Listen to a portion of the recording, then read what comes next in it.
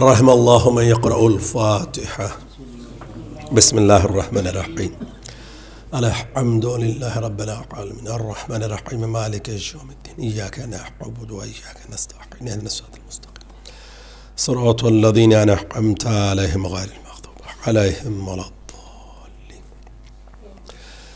اعوذ باللہ من الشیطان اللعین الرجیم بسم اللہ الرحمن الرحیم الحمد لله الذي هدانا لهذا وما كنا لنهتدي لولا أن هدانا الله لقد جاءت الرسل ربنا بالحق والصلاة والسلام على رسول الثقلين محبوب الرب المشرقين والمغربين وجد الحسن والحسين مولانا أبي القاسم محمد اللهم صل على محمد وعلى محمد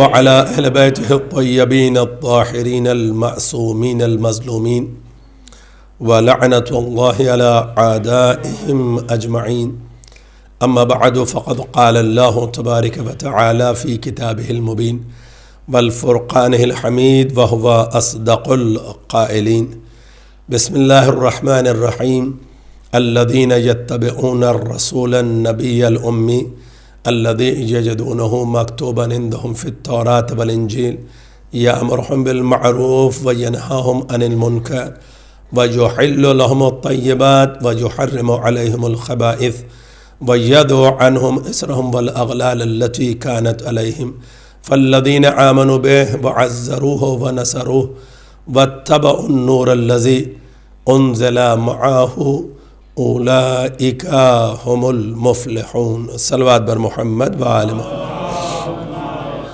اللہم صلی علی محمد و آل محمد۔ آج کی مجلس اعزاء شہدائے کربلا کے صوم کی مناسبت سے منعقد کی گئی۔ بارگاہ الہی میں یہی دعا ہے کہ پروردگار عالم ان تمام صاحبان ایمان، تمام دوست و احباب کو جنہوں نے فرش عزائے مظلوم کربلا میں دام درم قدم سخن معاونت فرمائی، خدا ان سب کو سلامت رکھے، انہیں صحت و سلامتی اور طول عمر عطا فرمائے، ان کی حاجات کی تکمیل فرمائے، ان کے رزق میں وسعت عطا فرمائے، انہیں تمام تر دشواریوں اور پریشانیوں جو زمانے کی ہیں ان سے محفوظ فرمائے، اور اگر کوئی عزادار کسی دشواری میں گرفتار ہے تو پروردگار حلال مشکلات کا واسطہ جلد سے جلد اسے نجات عطا فرما، جو بیمار ہیں انہیں صحت کاملہ و عاجلہ عطا فرما، جو دار فانی سے رخصت ہو گئے ہیں ان کی مغفرت فرما، شہداء راہ حق درجات کو بلند فرما، ہمارے بچوں کو زمانے کی تاریکیوں سے محفوظ فرما، انہیں دینی اور دنیاوی تعلیمات سے سرفراز فرما، ان کے قلوب کو منور فرما، ہماری ماں بہن و بیٹیوں کی عفت اور پاک دامنی کی حفاظت فرما، انہیں کنیزان جناب زہرا میں شمار فرما، پروردگارہ مقدس مقامات کی حفاظت فرما، ہم سب کو حج عمرے اور زیارات سے مشرف فرما، جو مومنین عاشور کی مناسبت سے زیارتوں کے لیے گئے ہوئے ہیں ان کی حفاظت فرما، جو اربعین کے مناسبت سے جانا چاہتے ہیں ان کے سفر کو بخیر فرما، پروردگارہ ہمارے سروں پر ہمارے بزرگوں کا سایہ قائم و دائم فرما۔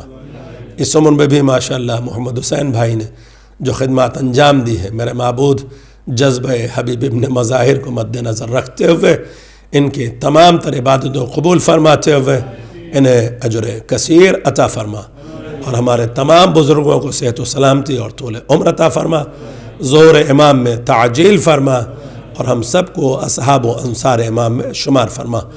صلوات بر محمد و آل محمد۔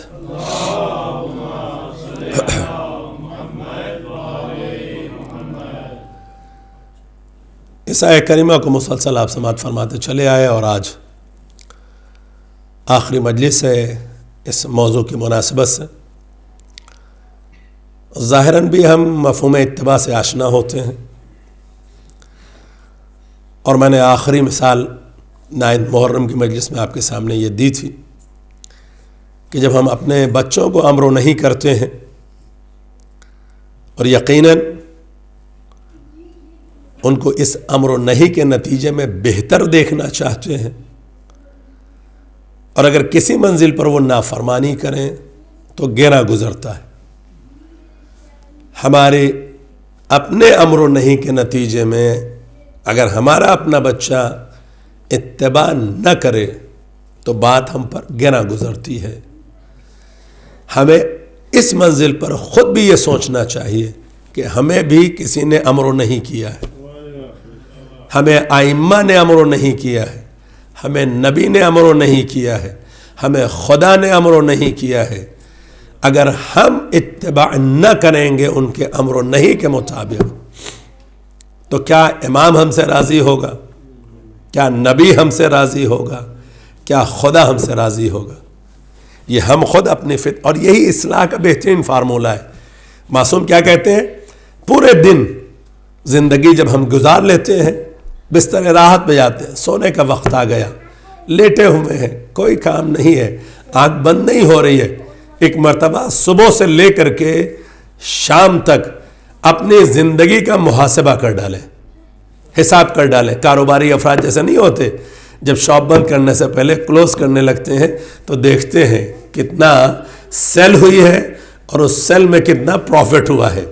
اگر ایوری ڈے نہ کریں نا تو اکثر ایسے تجار جو ہے وہ برباد ہو جاتے ہیں, فائدہ نہیں ملتا انہیں, کیونکہ بالکل لاسٹ میں جو جا کر کے محاسبہ کرتے ہیں ان کے ہاتھ میں کچھ نہیں بچتا ہے. لیکن جو ایوری ڈے, تو انہیں یہ معلوم ہو جاتا ہے کہ ہمارا لاس کہاں ہو رہا ہوتا ہے اور ہمیں پروفٹ کہاں سے آ رہا ہوتا ہے, تو وہ اس کی اصلاح کر سکتے ہیں. اسی لیے معصوم کہتے ہیں جب تم بستر راحت پر جاؤ تو اپنے زندگی کا محاسبہ کرو, پورے دن پر نظر ڈالو, آج کتنی ہم نے اطاعت اور اتباع خالق میں زندگی بسر کی ہے اور کہیں پر ہم سے کوئی خطا تو نہیں ہوئی. اگر خدا نخواستہ کوئی خطا ہو گئی ہو اس سے قبل کہ نیم مردگی آ جائے یا آدھی موت آ جائے, جسے بعض علماء کہتے ہیں, اس موت کے آنے سے پہلے انسان کو استغفار کر لینا چاہیے تاکہ جب اس کی بارگاہ میں پلٹے تو ذمے کوئی خطا باقی نہ رہے, اور یہ مومن کی علامت ہے. لیکن عزیزان محترم, جس آیت کو آپ نے تسلسل کے ساتھ میں سنا ہے اس میں عظمت پیغمبر کی بھی گفتگو کی گئی ہے, صفات و کمالات پیغمبر کا بھی تذکرہ کیا گیا ہے, اور صفات و کمالات کے بعد پیغمبر کے احسانات بھی جتائے گئے ہیں. انسانیت جہاں کچلی جا رہی تھی, میرے نبی نے انسانیت کو بچایا, تمام تر بوجھوں سے, زنجیروں سے چھڑا کر کے انسانیت کو معراج بخشی ہے, عروج بخشا ہے, انسان کو انسان بنا دیا ہے. اور پھر اس کے بعد حکم دیا گیا فالذین آمنوا بہ, پس جو ایسے رسول پر ایمان لے آئے. تو ایمان کے بعد جو شرائط ہے وہ شرائط ایمان ہے, عزت و تکریم پیغمبر, نصرت پیغمبر. اگر کوئی انسان عزت و تکریم پیغمبر اور نصرت پیغمبر کرتا ہوا نظر آئے تو یہ سمجھ لینا کہ وہ صاحب ایمان ہے. لیکن اگر تاریخ میں کہیں توہین پیغمبر کرتا ہوا نظر آئے یا پیغمبر کے بلانے کے باوجود بھی وہ نصرت پیغمبر نہ کرے تو اس کا مطلب یہ ہے کہ وہ صاحب ایمان نہیں ہے. یہ ایک معیار قرار دے دیا ہے اللہ نے.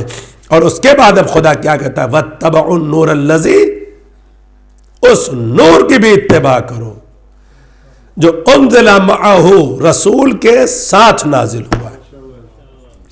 اولئک هم المفلحون.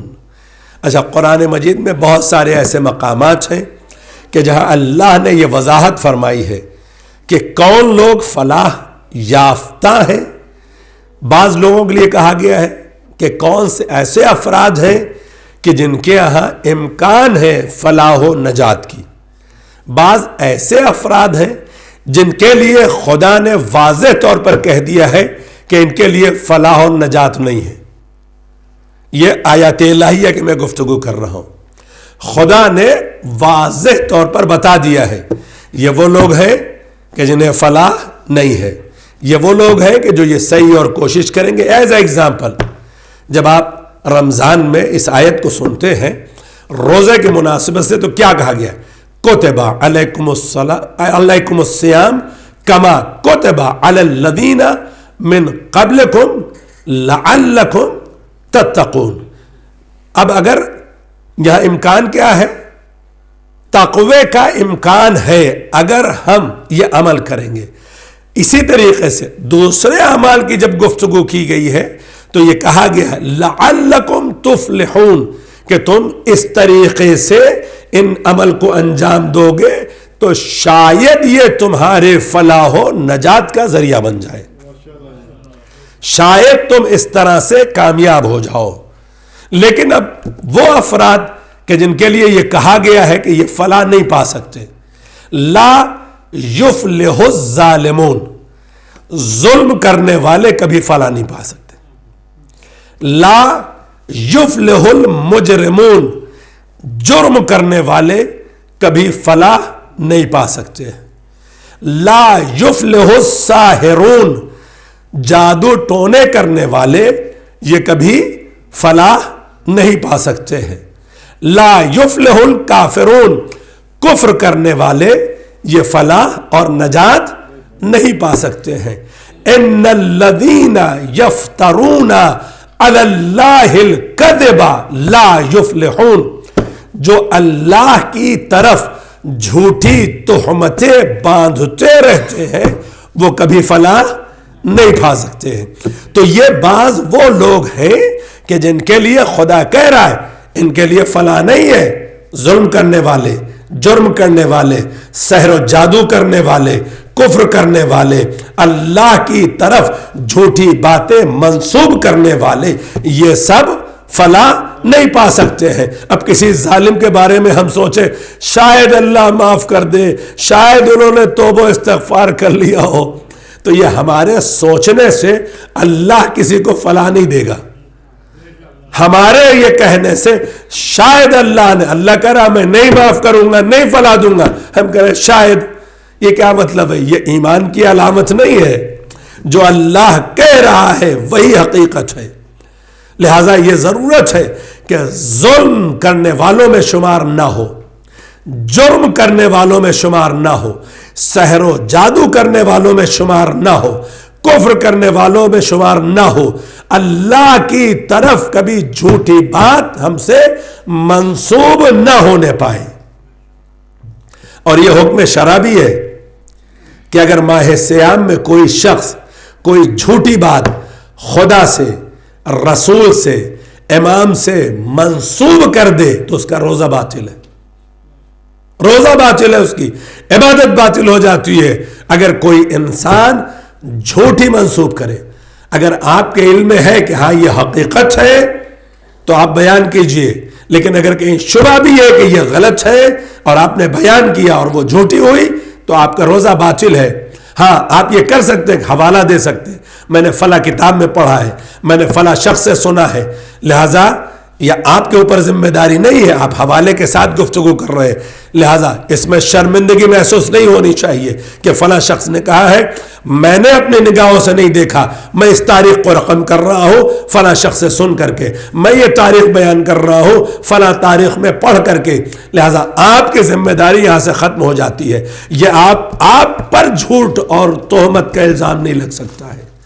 लेकिन अगर कोई शख्स अल्लाह की तरफ झूठी बातें मंसूब करने वाला है तो उसके लिए खुदा इरशाद फरमा रहा है कि उसके लिए फलाह और नजात कामयाबी नहीं है, लेकिन फलाह और नजात और कामयाबी साहिबान ईमान के लिए है, उन मोमिनीन के लिए है कि जो रसूल की इत्तिबा भी करते हैं और उस नूर की भी इत्तिबा करते हैं जो रसूल के साथ नाजिल हुआ है। सल्लल्लाहु अलैहि मुहम्मद व आले मुहम्मद।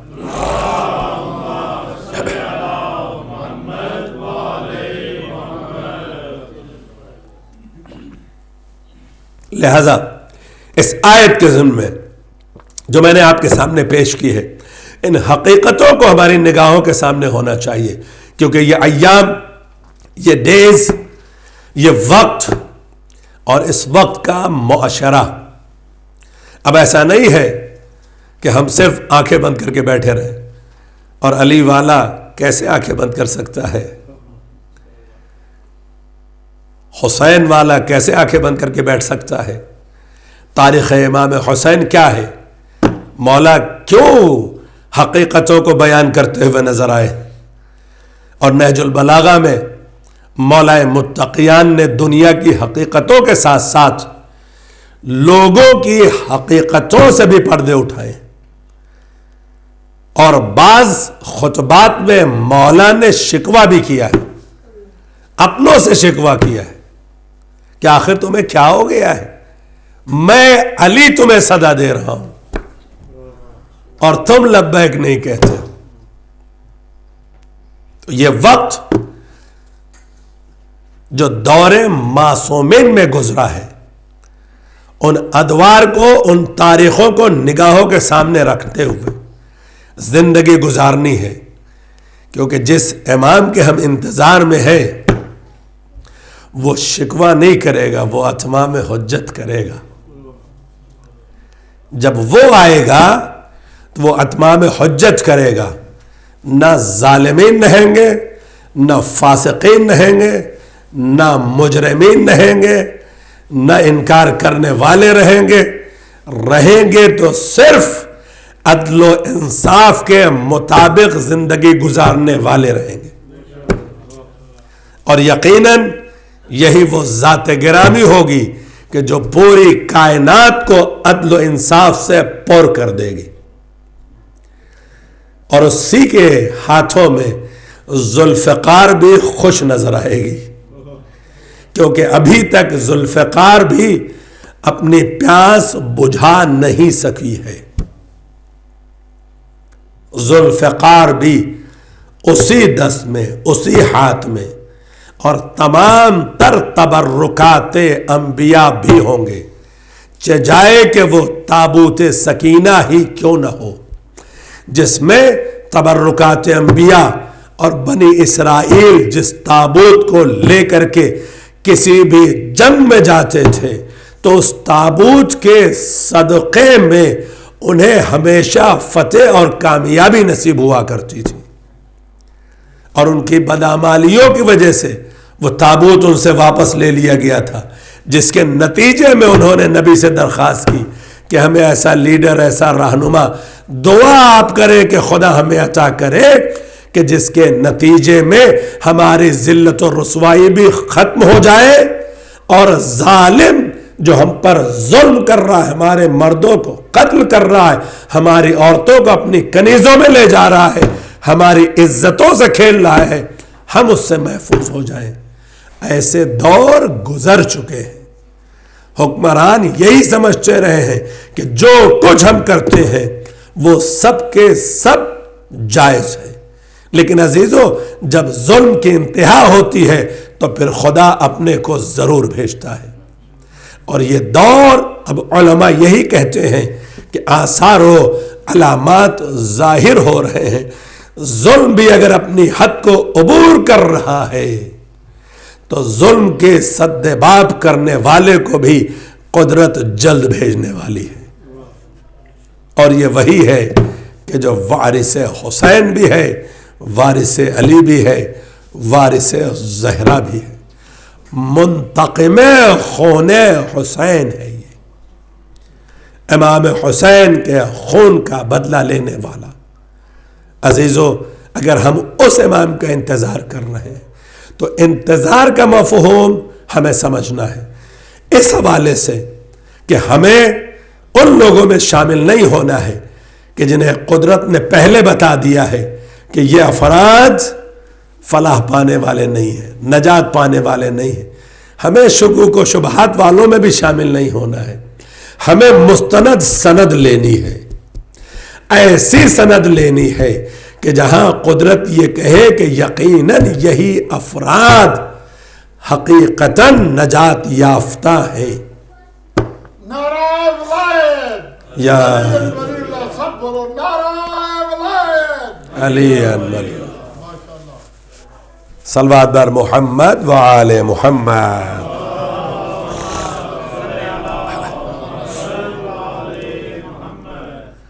اس صف میں ہمیں نہیں نظر آنا ہے کہ جس صف کو خدا نے واضح طور پر بیان فرما دیا ہے کہ یہ سب کے سب اور خدا نے بیان فرمایا ہے.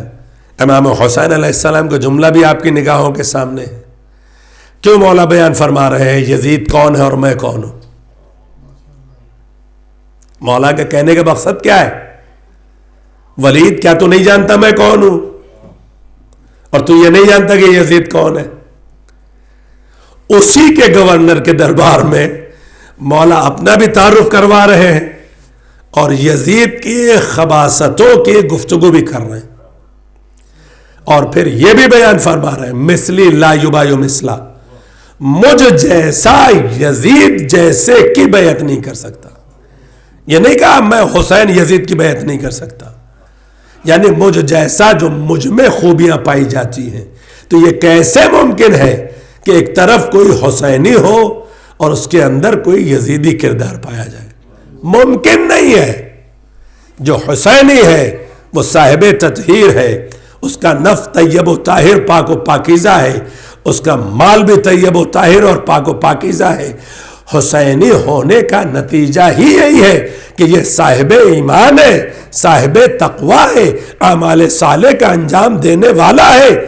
یہ کبھی ایسا نہیں ہو سکتا کہ یہ فسق و فجور کر رہا ہو، یہ شراب خور ہو، یہ نفس محترمہ کا قتل کرنے والا ہو، یہ اعلانیہ فسق و فجور کرنے والا ہو. یہ ممکن نہیں ہے، کیونکہ یہ کردار یزید کا نام ہے بزبان حسین. مولا بیان فرما رہے ہیں یہی تو کردار ہے یزید کا کہ جو لباس اسلام پہن کر کے خلافت مسلمین بنا بیٹھا ہوا ہے، خلیفۃ المسلمین بنا بیٹھا ہوا ہے. اور میں زمانے کو بتانا چاہتا ہوں کہ یہ لباس اسلام جو پہن کر بیٹھا ہوا ہے، یہ لباس اسلام اس کے لیے نہیں ہے، کیونکہ اس کا کردار کیا ہے وہ فرزند زہرا واضح کر رہے ہیں اور بتا رہے ہیں کہ جو حسینی ہے اس کا کردار اور ہوتا ہے. اگر حسینی کردار دیکھنا چاہتے ہو تو حبیب ابن مظاہر کو دیکھو، مسلم ابن اوسجا کو دیکھو، جون دیکھو، ایک ایک جانثار کو دیکھو. ان کا عمل کیسا ہے، ان کا کردار کیسا ہے، ان کا جذبہ کیسا ہے، ان کی محبت کیسی ہے، ان کی عظمت کیسی ہے کہ جہاں مقتل میں بھی عبادت الہی کو فراموش کرتے ہوئے نظر نہیں آتے، کیونکہ جانتے ہیں میرے مولا کو بھی عبادت الہی پسند ہے، میرے مولا کو بھی عبادت الہی پسند ہے. امیر المومنین نے جنگ صفین میں بھی مصلی عبادت بچھا کر کے بتا دیا ہے کہ عبادت الہی کو کسی منزل اور مقام پر فراموش نہیں کیا جا سکتا. اس وقت بھی لوگوں نے یہ کہا تھا مولا یہ تیر و تبر و نشتر چل رہے ہیں، آپ مصلی بچھا رہے. تو مولا نے کیا ارشاد فرمایا کہ میری جنگ کا مقصد کیا ہے؟ جس کے مد مقابل ہم کھڑے ہوئے ہیں وہ انہی چیزوں کو تو پامال کرنا چاہتا ہے.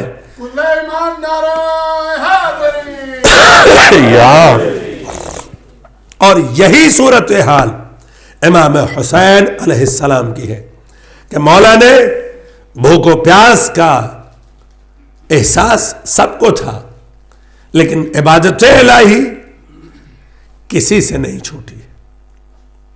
عبادت الہی کسی کی نہیں ترک ہوئی ہے. اور سب سے بڑا وارث کربلا کون ہے؟ ہمارا اور آپ کا چوتھا امام، وارث کربلا، فرزند امام حسین علیہ السلام، علی ابن الحسین زین العابدین. صلی علی محمد وآلہ. غلط تو نہیں کہہ رہا؟ کوئی شک تو نہیں ہے نا؟ وارث کربلا ہمارا اور آپ کا چوتھا امام، امام حسین علیہ السلام نے وقت رخصت جس کے سپرد امامت بھی کی ہے، ولایت بھی کی ہے، تمام تر ذمہ داریاں بھی کی ہیں، سب کچھ عطا کر کے وراثت انبیاء بھی دے کر کے ہمارا اور آپ کا مولا مقتل کی طرف گیا ہے. وہی ذات گرامی امام حسین علیہ السلام نے جس کے سپرد سب کر دیا وہ سجاد حقیقتاً وارث کربلا ہے. مولا نے کس طرح سے عزاداری کی ہے اور کس طرح سے عبادت گزاری کی ہے۔ ہماری نگاہوں کے سامنے تاریخ امام سجاد ہے کہ نہیں ہے نا؟ مومن جتنے بھی ہیں اگر ائمہ کی ہسٹری سے واقف نہیں ہے، ائمہ کی تاریخ سے واقف نہیں ہے، اب تو اہل سنت بھی کہنے لگے کہ ہمارے بڑے بڑے مولوی صحابہ کی باتیں تو کرتے ہیں، اہل بیت اطہار کی باتیں نہیں کرتے، بلکہ بڑے افسوس کے ساتھ کہنا پڑتا ہے انہیں تو نام بھی نہیں پتا ہے، تذکرہ کیا کریں گے۔ یہ کلپس بھی اب آپ کی نگاہوں کے سامنے گزر رہے ہیں، لیکن صاحبان ایمان کم از کم تمام تر ائمہ کے سیرت و کردار، اور یہ بھی اسی فرش عزا کا صدقہ ہے کہ جہاں سے ہر امام کی ولادت و شہادت کے مناسبت سے تاریخ معصومین بیان کی جاتی رہتی ہے اور بچوں کو اور بڑوں تک سب تک منتقل کیا جاتا رہتا ہے، کیونکہ معرفت شرط ہے ہمارے یہاں۔ ہم اسی امام کی معرفت رکھتے ہیں جو صاحب عصمت ہے اور جو وارث کربلا ہے، وہ سجاد کہ جس کی امامت کا آغاز ہی سخت منزلوں میں ہوا ہے، اور آغاز امامت پر جس سجاد کو پہلا حکم دینا پڑا ہو، پھوپھی اماں جلتے ہوئے خیمے سے باہر چلی جائیے، وہ سجاد۔ آسان مرحلہ نہیں تھا امام سجاد کے لیے، جبکہ شہزادی زینب کی عظمت کیا ہے؟ علی کی بیٹی ہے نا، علم و فضل و کمال کی منزلت کیا ہے؟ شہزادی آپ تو پھوپھی ہیں، یہ تو بھتیجے ہیں، اتنا تو آپ بھی جانتی ہیں کہ اگر ایسا وقت آن پڑے تو شریعت کیا کہتی ہے، لیکن شہزادی بتانا چاہتی ہے مقام امامت کو پہچانو، عظمت امام کو پہچانو، اگر کوئی اقدام کرنا مقصود ہو، امام وقت موجود ہے تو اذن امام طلب کرو، اور امام سے اجازت لے کر کے شہزادی، جبکہ شہزادی زینب امام وقت کو جلتے ہوئے خیمے سے بھی بچانے والی ہیں اور مختلف مقامات پر اشقیہ سے بھی بچانے والی ہیں۔ امام سجاد کی زندگی کی محافظہ کا نام زینب ہے۔ جہاں کہیں بھی امام سجاد کی زندگی کو خطرہ لاحق ہوا، کہیں قتل کا حکم دیا گیا، شہزادی نگاہوں کے سامنے آ گئی، جب تک زینب زندہ ہے میرے لال کو کوئی ہاتھ نہیں لگا سکتا، چاہے ابن زیاد کا دربار ہو یا یزید کا دربار ہو۔ لیکن جب عمل کی منزل آتی ہے تو یہی شہزادی زینب امام سجاد سے کہتی ہیں، بیٹا تم بتاؤ کہ میں خیمے سے باہر نکلوں یا نہ نکلوں۔ اطاعت اور اتباع کے مفہوم کو سمجھے، جبکہ علی کی بیٹی لہجے علی میں گفتگو کرنے والی شہزادی ہے، بھرے دربار میں اپنے خطبوں سے بادشاہوں کے تختوں کو چولے ہلانے والی زینب ہے۔ لیکن اتباع اور اطاعت کی منزل میں شہزادی کی عظمت کیا ہے؟ کون تعارف کروا رہا ہے؟ اگر اپنے ہی تعارف نہیں کرائیں گے تو اور کون کرائے گا؟ شہزادی زینب اپنے اس لال کا تعارف کرا رہی ہے جو وارث غم کربلا ہے۔ اب امام سجاد کی تاریخ کیا ہے؟ بعد از کربلا 61 ہجری سے لے کر 95 ہجرہ تک 35 ایئرز امام سجاد کی اس دنیاوی حیات۔ کوئی ایک ایسا مرحلہ نہیں ہے کہ جہاں امام سجاد نے کربلا والوں کو نہ یاد کیا۔ پانی آیا، کربلا والوں کو یاد کیا، غذا آئی، کربلا والوں کو یاد کیا، بازار سے گزرے، قصاب کو دیکھا، کربلا والوں کو یاد کیا، کسی نے پوچھ لیا، گفتگو شروع ہوئی، کربلا والوں کو یاد کیا۔ خون روتا رہا ہمارا اور آپ کا یہ چوتھا امام، اور دوسری طرف خود امام سجاد کے ٹائٹلز کیا ہیں؟ سید الساجدین، سجدہ کرنے والوں کا سید و سردار۔ کتنے ہیں سجدہ کرنے والے؟ کون کون ہے سجدہ کرنے والے؟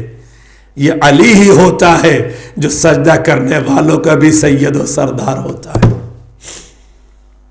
زین العابدین، عبادت کرنے والوں کی زینت، چاہے جتنی عظیم عبادتیں کر ڈالو، لیکن ان سب عبادت کرنے والوں کی اگر زینت کسی کو قرار دیا گیا ہے تو وارث کربلا علی ابن الحسین کو قرار دیا گیا ہے۔ جبکہ ہر امام اپنے اپنے دور میں، اپنے اپنے وقت میں اس کے صفات و کمالات کے مطابق خصوصیت سب میں پائی گئی ہے، لیکن جن ذوات مقدسہ کو خصوصی جو ٹائٹلز دیے گئے ہیں ان ٹائٹلز پر نظر ڈالیں۔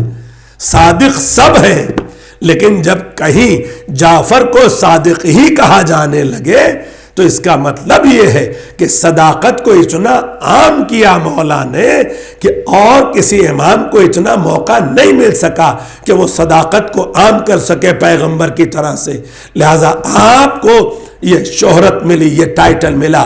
اسی طریقے سے امام سجاد کی عبادتیں، امام سجاد کے سجدے، اور اسی کے ساتھ ساتھ وہ کتاب کہ جہاں خطبہ دینے کے لیے اجازت نہیں ہے، گفتگو کرنے کی اجازت نہیں ہے، کلام کرنے کا موقع نہیں دیا جا رہا ہے، امام سجاد دعاؤں کے ذریعے سے کائنات میں زندگی گزارنے کے سلیقے سکھا رہے ہیں۔ صحیفہ کاملہ زبور آل محمد جسے کہا گیا ہے، یہ امام سجاد کی کتاب ہے، دعاؤں کا مجموعہ ہے، لیکن جہاں مانگنے کا سلیقہ ہے وہیں جینے کا طریقہ بھی ہے، جو مولا نے ہمیں اور آپ کو سکھایا ہے کہ چاہے جتنا پرآشوب دور ہو، اگر تم زندگی گزارنا چاہتے ہو تو میرے دعاؤں سے سہارا حاصل کرنا، تمہیں جینے کا سلیقہ مل جائے گا۔ کیونکہ 35 سال کا یہ دور سخت ترین دور ہے، بلکہ آپ خود جانتے ہیں واقع کربلا کے بعد ہی واقع حرہ بھی ہوا ہے، مدینے کو تہس نہس کیا گیا، برباد کیا گیا، مسجد نبوی کی توہین کی گئی اور ظلم و ستم ڈھائے گئے، اور پھر اس کے بعد مکے پر بھی حملہ کیا گیا، حرم خدا پر۔ اب ایسے ظالم کو بھی اگر بچانے والے نظر آئے، ایسے تو سبھی کہتے ہیں اگر حرم پر کبھی آنچ آئی تو ہم اپنی جان دے دیں گے۔ اگر تمہارا یہ دعویٰ ہے تو تاریخ اٹھا کر کے کیوں نہیں پڑھتے کہ جن لوگوں نے حرم کی حرمت کو پامال کیا تھا اور حرم خدا پر حملہ کیا تھا، ان سے کیوں نہیں ان پر لعنت بھیج کر کے بیزاری کا اعلان کرتے ہو؟ اگر یہ جذبہ تمہارے اندر پایا جاتا ہے کہ حرمت حرم کوئی زائل نہیں کر سکتا، تو جس نے حرمت حرم کو زائل کیا ہے اس سے پر لعنت بھیجتے ہوئے بیزاری کا اعلان کرو، تو پتا چلے گا کہ تمہارا دعویٰ سچا ہے، ورنہ یہ بھی منافقانہ دعویٰ ہے، ورنہ یہ دعویٰ صحیح دعویٰ نہیں ہے۔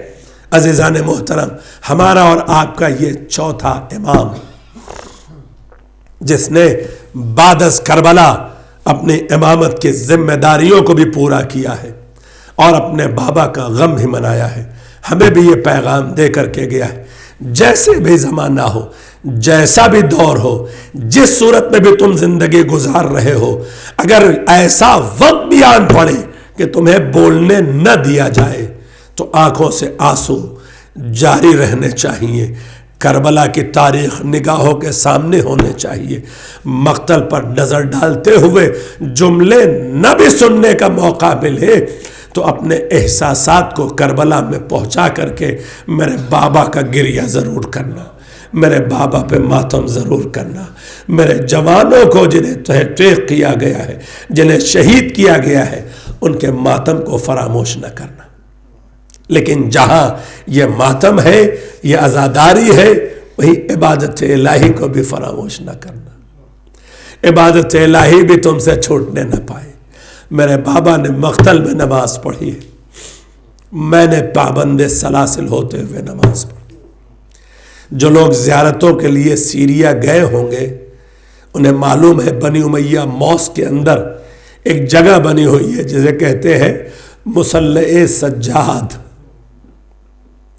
ظاہراً وہ قید خانے کے طور پر اس وقت استعمال کیا گیا تھا، لیکن اس قید خانے میں بھی مصلی سجاد پابند سلاسل ہے، طوق گرابار بھی ہے، ہاتھوں کی ہتھکڑیاں بھی ہے، پیروں کی بیڑیاں بھی ہیں، کمر کا لنگر بھی ہے۔ جہاں سجاد ہل نہیں سکتا تھا وہاں رکوع کرنا،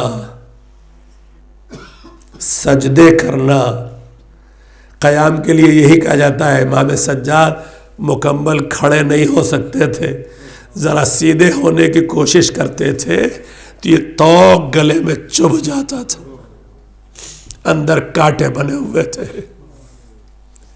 سفر ہزاروں میل کا ہے، کربلا سے چلے ہیں کوفہ، کوفے سے شام، پھر شام سے رہائی سے پہلے پھر جا کر ہتھکڑیاں اور بیڑیاں کھٹی۔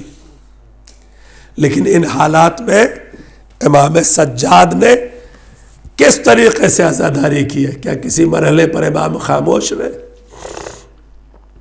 کیا امام کسی جگہ پر خوفزدہ ہوئے ہیں؟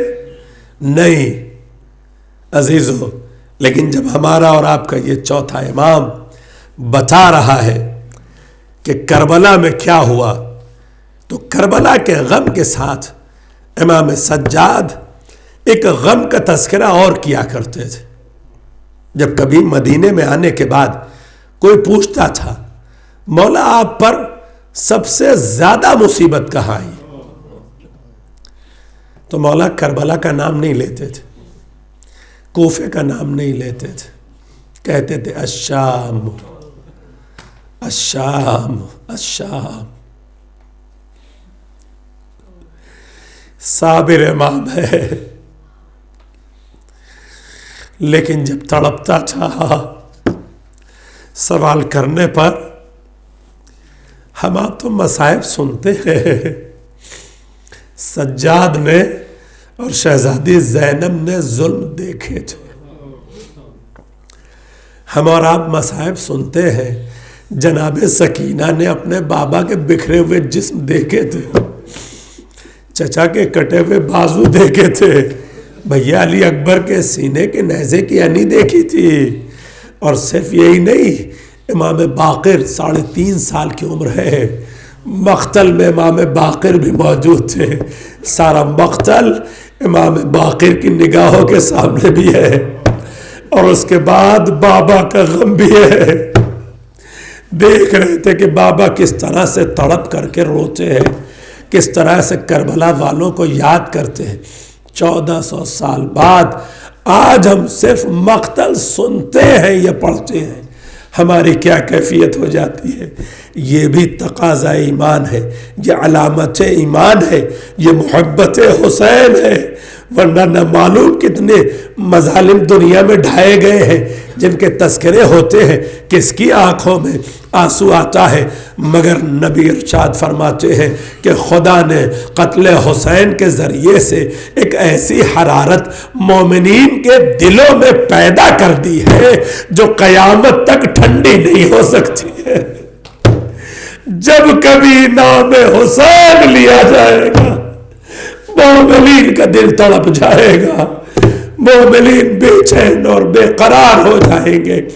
آج ہمارے بچے بھی جب کربلا کا واقعہ سنتے ہیں دل بے چین اور بے قرار ہو جاتا ہے۔ عزیزو، عاشور گزر گیا، شام غریبہ گزر گئی، اور 11ویں کو جتنے بھی بچے تھے انہیں اسیر کر لیا گیا، مال و اسباب سب لوٹ لیے گئے، اور مال و اسباب لوٹنے کے بعد بے کجاوا اونٹ ہے، بے مقنع چادر بیبیاں ہے، اور اب انہیں سوار کرایا جا رہا ہے۔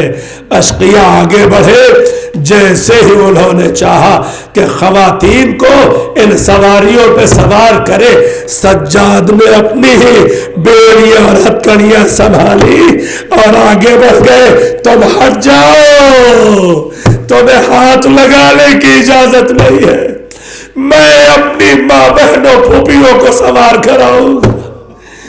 جیسے ہی سجاد آگے بڑھے، ثانیہ زہرا آگے آ گئی، میرے لال سجاد تم کیسے سوار کراؤ گے؟ میں زینب سب کو سوار کرا دیتی ہوں۔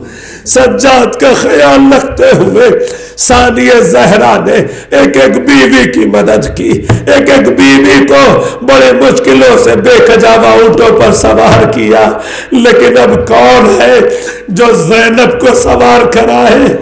مقتل کا رخ کر کے ایک مرتبہ اپنے جری کو آواز دی، عباس مدینے سے لائے تھے، بڑی شان سے لائے تھے بھیا، بڑی محملیں تھی، اماریاں تھی، ارے کسی نے اپنے گھٹنوں کو ٹیکا تھا، کوئی نیچے بیٹھا تھا، کسی نے سہارا دیا تھا، سب نے مل کر کے مجھے سوار کیا تھا۔ بھیا کیا آج سوار کرانے نہیں ہوگے؟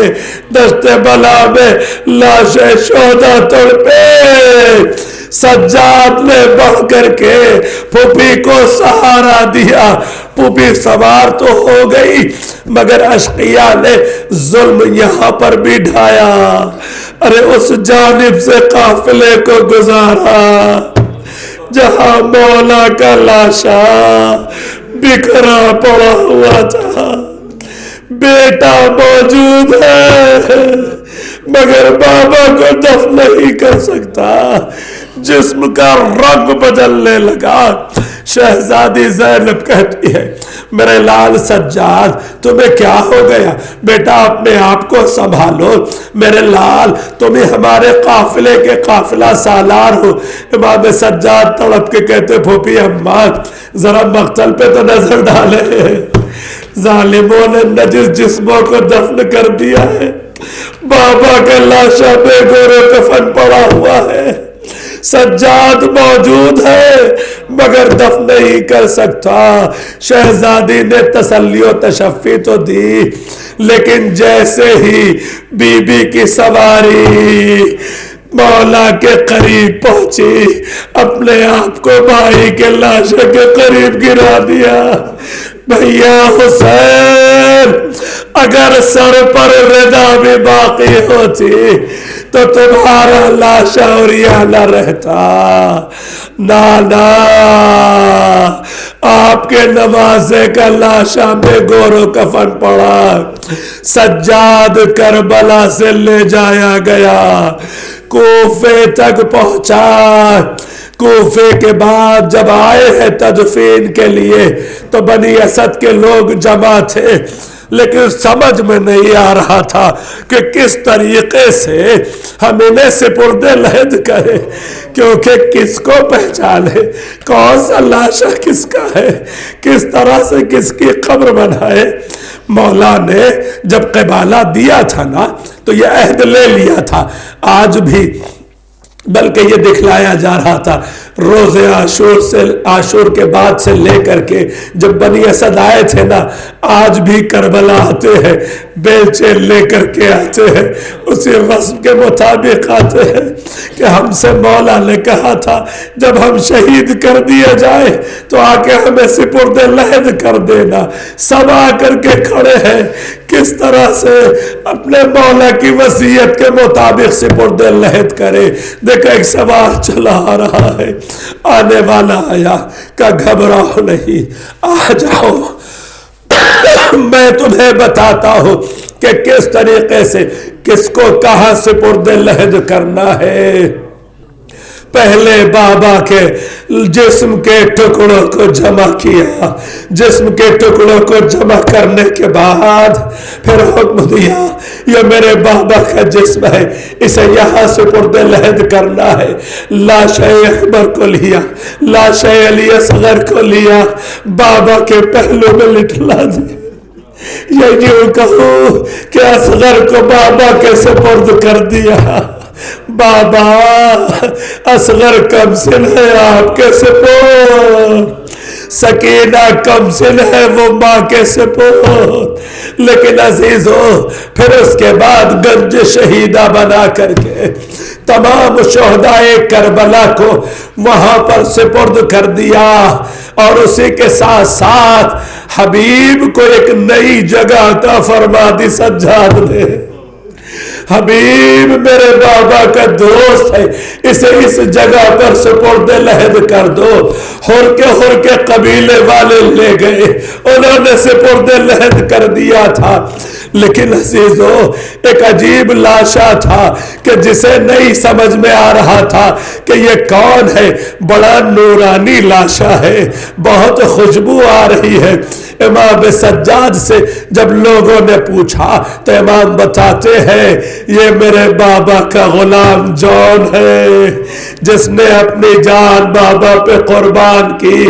بابا نے دعا دی تھی پروردگارا اس کے چہرے کو منور کر دے، اس کے جسم کو معطر کر دے۔ آج اسے بھی مولا کے پاس میں گنج شہیدہ میں جگہ مل گئی۔ کتنے خوشا نصیب ہے کہ ان شہیدوں کو مولا سجاد نے آ کر کے 3 دن کے بعد سپرد لحد تو کیا، لیکن وہاں کوفے میں داخلے کے وقت ان اسیروں پہ کیا گزری ہے۔ یہ ابھی جتنے جسم سپرد لحد ہوئے ہیں سب بے سر ہے، کسی کا سر نہیں ہے۔ سر تو نو کے نیزامان شہزادی زینب کے قافلے کے ساتھ چل رہے، آگے آگے شہیدوں کے ساتھ سربراہ بی بیا سجاد میں ہار پکڑے ہوئے جب کوفے کے در پر پہنچے تو ایک نے استقبال کیا، دار الامارہ پر سے صدائی، سر حسین کو دیکھ کر السلام علیک یا ابا عبداللہ۔ امام سجاد نے آواز دی چچا مسلم تم پر ہمارا بھی سلام۔ یہ استقبال کرنے والا کوئی اور نہیں ہے، سفیر حسین ہے، لیکن یہ وہ کوفہ ہے جہاں شہزادی زینب کبھی شہزادی کہی جاتی تھی، بڑی عزت و تکریم تھی، جہاں علم قرآن اور تفسیر قرآن کی تعلیم آپ دیا کرتی تھی۔ جب اس شہر میں بابا کے دور میں داخل ہوئی تھی تو ایسے نہیں آئی تھی، قافلہ آیا مدینے سے بیرون کوفہ پہنچا، مولا کو خبر دی گئی، مولا نے کہا میری بیٹیوں کا قافلہ بیرون کوفہ روک دو کیونکہ ابھی دن کا اجالا ہے، بازار کھلے ہوئے ہیں، مجمع عام ہے، میں نہیں چاہتا میری بیٹیوں کا قافلہ بھرے بازار سے گزرتا ہوا ہے۔ میں کہوں گا مولا یہ تو محملوں میں ہے، اماریوں میں ہے، پھر بھی مولا نے کہا نہیں مجھے گوارا نہیں ہے، میری بیٹیاں بھرے بازار سے گزرے۔ ابن زیاد نے کیا حکم دیا کہ قافلہ بیرون کوفہ روکو، کل جب صبح ہو جائے گی بازار سج جائیں گے، تماشا دیکھنے والے آ جائیں گے، اور اس وقت پھر تم قافلہ لے کر کے آنا۔ آج شہزادی سربرہنا ہے، ہاتھ پسے پشت بدے ہوئے ہیں، بے مقنع چادر، بے کجاوا اونٹ پر، علی و بطول کی بیٹیاں ارے کوفے میں داخل کی گئی. جب کوفے میں داخل ہوئی اور شہزادی نے خطبہ دینا شروع کیا, نابینا صحابی تڑپ کے کہتا ہے لوگوں کیا قیامت آ گئی. پوچھنے والے نے پوچھ لیا تم یہ جملہ کیوں کہہ رہے ہو؟ کہا میرے کانوں میں علی کی آواز آ رہی ہے.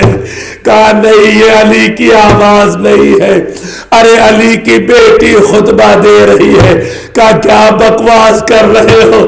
کہا بھرا بازار. کہا علی کی بیٹی.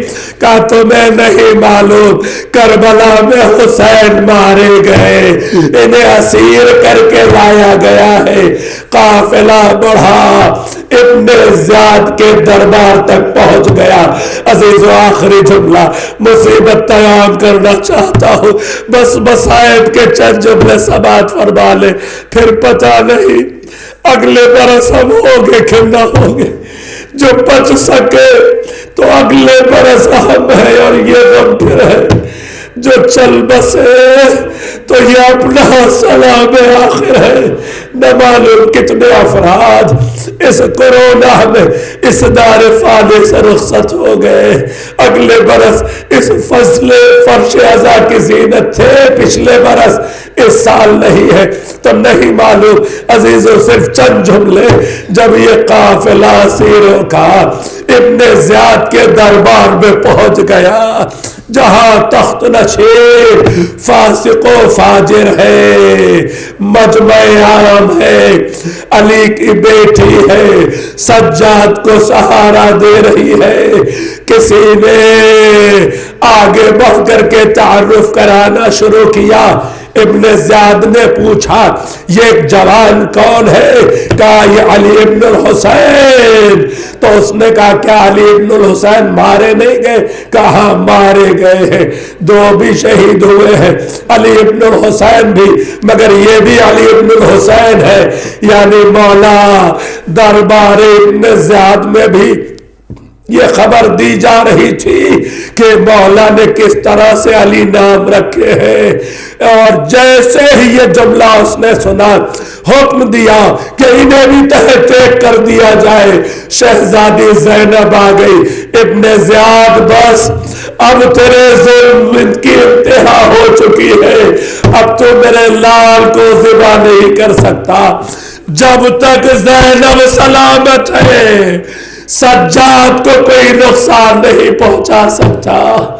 عزیز و علی کی بیٹی نے امام سجاد کی حفاظت تو کر لی, مگر اب ظالم شہزادی کی طرف مڑا اور کہتا ہے یہ بتاؤ کہ خدا نے تمہارے ساتھ کیا کیا ہے؟ شہزادی جواب دیتی ہے عزیزو جس کا سب کچھ لٹ گیا ہو اس بی بی کا جملہ سنو, اس بی بی کی عظمت سنو. جناب ثانیہ زہرا کیا کہتی ہے؟ میں نے اپنے خدا سے خیر کے علاوہ کچھ نہیں پایا ہے. اس نے میرے جوانوں کو درجہ شہادت پر فائز کر کے حیات ابدی عطا کر دی ہے. ذلیل اور رسوا تک تجھ جیسے فاسق و فاجر ہوا کرتے ہیں. عزیزو یہ امتحان کی منزلوں سے اہل بیت اطہار گزر رہے تھے کہ اسی اسنا میں ایک چاہنے والے کو ظالم نے بلا لیا, حکم دیا کہ قید خانے سے حسین کے حمایتی کو لے کر کے آؤ. ہم اسے بتانا چاہتے ہیں کہ ہم نے حسین کے ساتھ کیا کیا ہے. قید خانے سے ایک پابند سلاسل قیدی لایا گیا اور جب دربار میں پہنچا تو دربار میں ابن زیاد کہتا ہے اے مختار کیا حسین سے ملنا چاہو گے؟ جناب مختار تڑپ کے کہتے ہیں اے فاسق و فاجر, کہاں تیرا دربار, کہاں میرا مولا حسین؟ تیرے دربار سے میرے مولا کا کیا تعلق ہے؟ کیا دیکھنا چاہتے ہو تمہارا مولا یہی موجود ہے. ارے تخت پر تشتے طلا میں مولا کا سر رکھا ہوا تھا، جیسے ہی اس نے کپڑا ہٹایا مختار کی نظر مولا کے سر پر پڑی، غیظ میں یہ محب آ گیا، انگڑائی لی، ارے زنجیریں ٹوٹی، چاہتا ہے بڑھ کر غلام سے تلوار لے اور ابن زیاد کا سر قلم کر دے۔ زنجیروں کی جھنکار آئی، سجاد کا ہاتھ پوچھ پر مختار کے آیا، مختار ارے صبر سے کام لو، مختار ابھی وقت جنگ نہیں آیا ہے، مختار صرف بابا کا سر ہی نہیں، ارے اسی دربار میں مائیں بہنیں بھوپیاں بھی ہے، مختار رخ موڑنا نہیں، بابا شہید کیے گئے، ہم اسیر کر کے لائے گئے۔ الا لعنت اللہ علی القوم الظالمین سیعلم الذین ظلموا ای منقلب ماتم حسین یا حسین۔ بار اللہ محمد وآل محمد کے واسطہ ہم سب کی اس عبادت کو قبول فرما۔ میرے معبود یہ جتنے عزادار، یہ جتنے ماتمدار، یہ جتنے پرسہ پیش کرنے والے آئے اور مسلسل آتے رہے، ان کو سوائے غم اہل بیت اطہار کے کوئی غم نہ عطا فرما۔ میرے معبود ان کی حاجات کی تکمیل فرما، ان کے گودوں کو شاد و آباد فرما۔ جن ماں بہنوں بیٹیوں کی گودیں آج آباد ہیں انہیں ان کی بہترین تربیت کی توفیق عطا فرما۔ جن کی گودیں آباد نہیں ہے جناب علی اصغر کا واسطہ ہے، ان کی گودیں آباد فرما۔ پروردگارہ تیری بارگاہ میں یہی دعا ہے، ان میں جو بیمار ہیں انہیں صحت کاملہ و عاجل عطا فرما، جو دار فانی سے رخصت ہو گئے ان کی مغفرت فرما۔ میرے محبوب ظلمت اندھیرے تاریکیاں بڑھتے جا رہے ہیں، ہمارے بچوں کی حفاظت فرما، ان کے قلوب کو منور فرما، ان کے مستقبل کو روشن فرما۔ پروردگارہ صاحبان ایمان کو متحد و متفق فرما، ماں و بہنوں بیٹیوں کی حفاظت فرما۔ میرے معبود تو جناب زہرا کو راضی و خوشنود فرما۔ میرے معبود ہماری ان ماں و بہنوں بیٹیوں کی خدمات جو یہ ہمیشہ انجام دیتی رہی ہے، ہم زحمتوں کو برداشت کرتے کرتے تھک جاتے ہیں، مگر دن اور رات ان کی کوششیں جو یہ مسلسل کرتی رہتی ہے، اپنی آغوش میں بچوں کو لیے ہوئے اگر یہ انہیں سلانے کی بھی کوشش کرتی ہے تو محبت اہل بیت ان کے قلوب میں منتقل کرتی رہتی ہے۔ پروردگارہ تو ان کی ہر سعی اور کوشش کو قبول فرماتے ہوئے اجر کثیر عطا فرما، اس عزا خانے کو کامیابی اور ترقی عطا فرما۔ میرے معبود مقدس مقامات کی حفاظت فرما، ہم سب کو حج و عمرے اور زیارات سے مشرف فرما۔ جن احباب نے بھی اس عشرہ محرم میں اور اس کے علاوہ بھی اس ادارے کی مدد کی ہو پروردگارہ، اور فرش عزائے مظلوم بچھانے میں کسی بھی اعتبار سے تعاون کیا ہو پروردگارہ، تو ان کی تمام تر سعی اور کوشش کو بھی قبول فرماتے ہوئے ان کے رزق میں وسعت عطا فرما، ان کے مرحومین کی مغفرت فرما، ان کی حاجات کی تکمیل فرما، ان سب کے مستقبل کو روشن فرما، کسی کا محتاج نہ فرمانا، اپنی بارگاہ سے انہیں اتنا عطا فرما دے کہ کسی سے اور مانگنے کی حاجت پیش نہ آئے۔ پروردگارہ تو عز من تشاء و تو ذل من تشاء، عزت و ذلت تو عطا کرتا ہے۔ مولا کا بھی یہ ارشاد تھا، میرے معبود ذلت کی زندگی گوارا نہیں ہے، ذلت کی زندگی سے عزت کی موت بہتر ہے، صاحبان ایمان کو صاحب شرف فرما دے۔ میرے معبود ان کے مقام کو بلند کر دے۔ پروردگارہ تیری بارگاہ میں یہی دعا ہے، ہم جیے تو محبت اہل بیت کے ساتھ ہماری زندگی بسر ہو، اس دنیا سے اٹھے تو ہمیں حق پر موت آئے، اور جب اس دنیا سے اٹھائے جائے تو ہمارے ایک ہاتھ میں قرآن، ایک ہاتھ میں دامن اہل بیت موجود ہو۔ پروردگار میدان محشر میں ائمہ معصومین کے ساتھ محشور فرمانا، خصوصی طور پر جناب زہرا کی شفاعت ہم سب کو نصیب فرمانا۔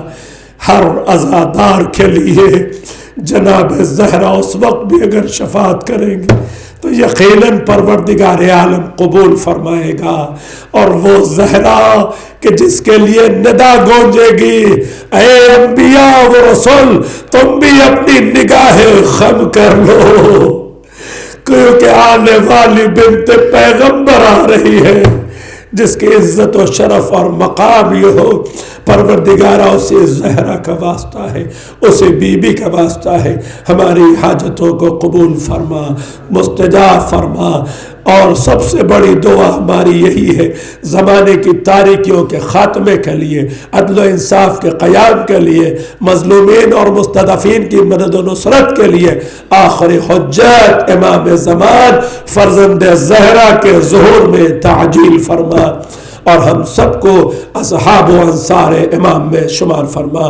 ربنا تقبل منا انک انت السمیع العلیم۔ آخر میں بھی درخواست ہے کہ ایک مرتبہ سورہ حمد اور 3 مرتبہ سورہ توحید پڑھ کر تمام مرحومین مومنین اور مومنات، بالخصوص ان احباب کے مرحومین کہ جن کی طرف سے اس مجلس عزا کے اہتمام و انتظام کیا گیا ہے، وہ مرحومین کہ جن کا تعلق اس عزا خانے اور عبادت خانے سے کبھی رہا ہو آج اس دنیا میں نہیں ہے، وہ مرحومین مومنین اور مومنات کہ جن کا کوئی والی و وارث نہیں ہو، ان سب کی ارواح کو بخش دے۔ بسم اللہ الرحمن الرحیم، الحمد للہ رب العالمین، الرحمن الرحیم، مالک یوم الدین، ایاک نعبد و ایاک نستعین، اهدنا الصراط المستقیم، صراط الذین انعمت علیہم غیر المغضوب علیہم ولا الضالین۔ بسم اللہ الرحمن الرحیم، قل هو اللہ احد اللہ الصمد لم یلد ولم یولد ولم یکن له کفوا احد۔ بسم اللہ الرحمن الرحیم، قل هو اللہ احد اللہ الصمد لم یلد ولم یولد ولم یکن له کفوا احد۔